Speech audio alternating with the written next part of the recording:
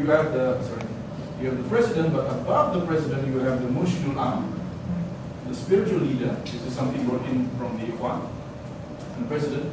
And then where you have the Majlis Tertinggi, the Dewan Ulama goes up there as well. And underneath that you have the youth wing and women's wing. You see?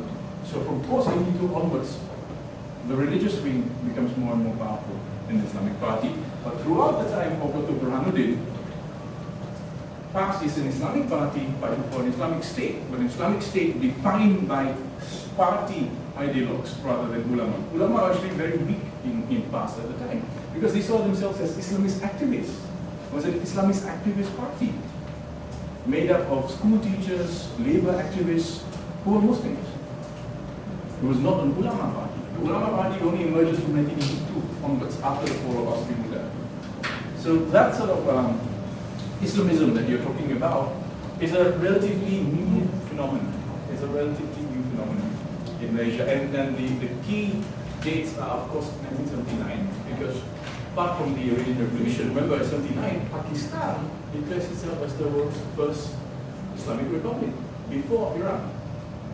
So these two factors serve as the trigger. They set the precedent for this to happen.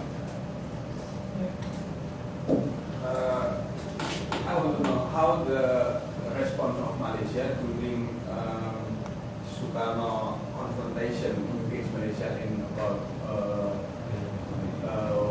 1960 to 63, because before the Malaysia leader in kaum muda is admire Sukarno and support Sukarno, and then Sukarno strike back to Malaysia, and how the response of Malaysia against it.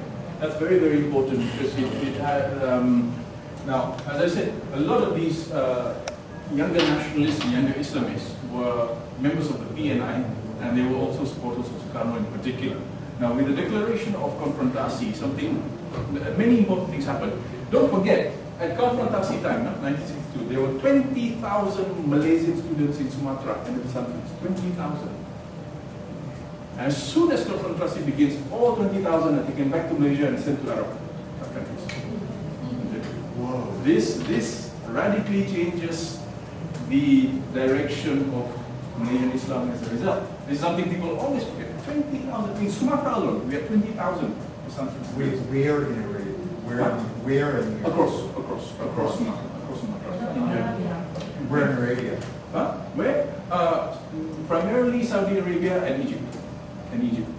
But we don't have the precise dates because they were literally just dragged in and sent. Just sent to Egypt and Saudi Arabia as a result. This one small factor could have really changed so much in the history of Malaysian Islam as a result. And it's something that people often overlook. Now, question about relations between nationalists. Of course, like I said, Burhanuddin, Ibrahim Yaakob, Ahmad Mustafa were all, pan-Malayan Indonesianists. They believed in one. They wanted Malaysia and Indonesia to maybe not become one state, but certainly have stronger connections. And more importantly, again in the case of Burhanuddin, when he talked about unity of Malaya and Indonesia, it was not based on ethnic terms, because like I said, he de-racialized Malayness.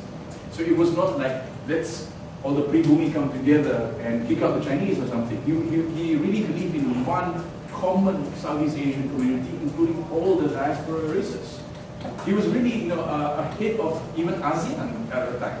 He was thinking. Now, of course, what happens with Konfrontasi is that the nationalists of UMNO are in power, and this is used as a pretext, another pretext to crush the Malaysian Islamic Party.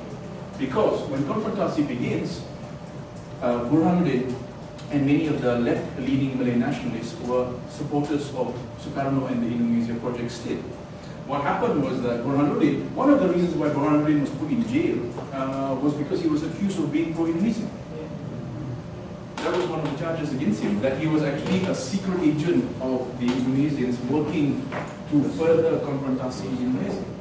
He was accused of two things. One of being a double agent, of working for Indonesia, and two of wanting to set up a Malaysian government in exile, either in Karachi or in Jakarta.